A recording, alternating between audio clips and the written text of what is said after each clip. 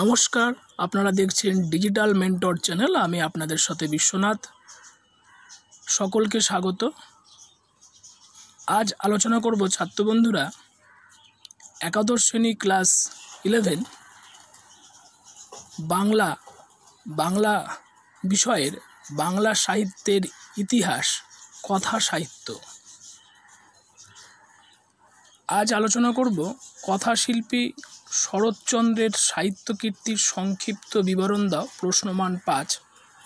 আলোচনা শুরু করার আগে ছাত্র বন্ধুরা, তোমাদের কাছে বিশেষ অনুরোধ, যারা এখনও এই চ্যানেলটি সাবস্ক্রাইব করনি, ডিজিটাল মেন্টর চ্যানেলটি সাবস্ক্রাইব করে পাশে নোটিফিকেশান বেল আইকন অন করে দেবে, যাতে এই ধরনের ভিডিও তোমাদের কাছে সবার আগে পৌঁছে যাবে।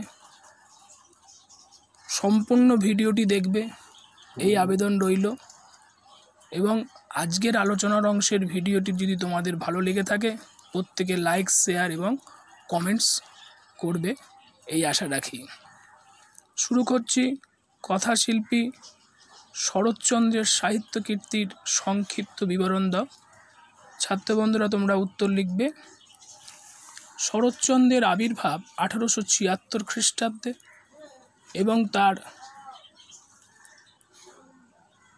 পরলোকগমন সময় 1938 খ্রিস্টাব্দ। রবীন্দ্র প্রতিভা প্রকাশের মধ্যাহ্নকালে তবুও কথাশিল্পী হিসাবে তার জনপ্রিয়তা রবীন্দ্রনাথকেও অতিক্রম করেছিল। সাধারণ পাঠকের কাছে তিনি ছিলেন দরদি কথাশিল্পী। প্যারা চেঞ্জ করে তোমরা লিখবে, তার রচনা সমাজের লাঞ্ছিত, পীড়িত, অধঃপতিত মানুষের মুখ বেদনার জীবন ভাষ্য। সংসারে যারা কিছু পেল না, শুধুই দিয়ে গেল, তাদের বেদনাই তার উপন্যাসে ভাষ্য রূপ পেয়েছে।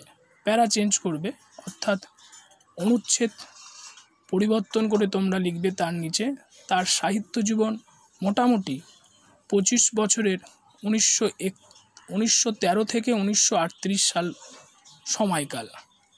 এই সময়কালের মধ্যে তিনি প্রায় 30টি উপন্যাস এবং বেশ কয়েকটি ছোট গল্প লিখেছেন। তার রচনাপঞ্জির মধ্যে উল্লেখযোগ্য বরদিদি, বিন্দুর ছেলে, বিরাজ বউ, পরিণীতা, পণ্ডিত মশাই, মেজদিদি, পল্লী সমাজ, নববিধান, চন্দ্রনাথ, বৈকুণ্ঠের উইল, অরক্ষণীয়া, নিষ্কৃতি, চরিত্রহীন, দেবদাস, দত্তা, গৃহদাহ, বামুনের মেয়ে, পথের দাবি, শেষ প্রশ্ন, বিপ্রদাস, 4টি পর্বে বিভক্ত শ্রীকান্ত প্রভৃতি জনপ্রিয় উপন্যাস।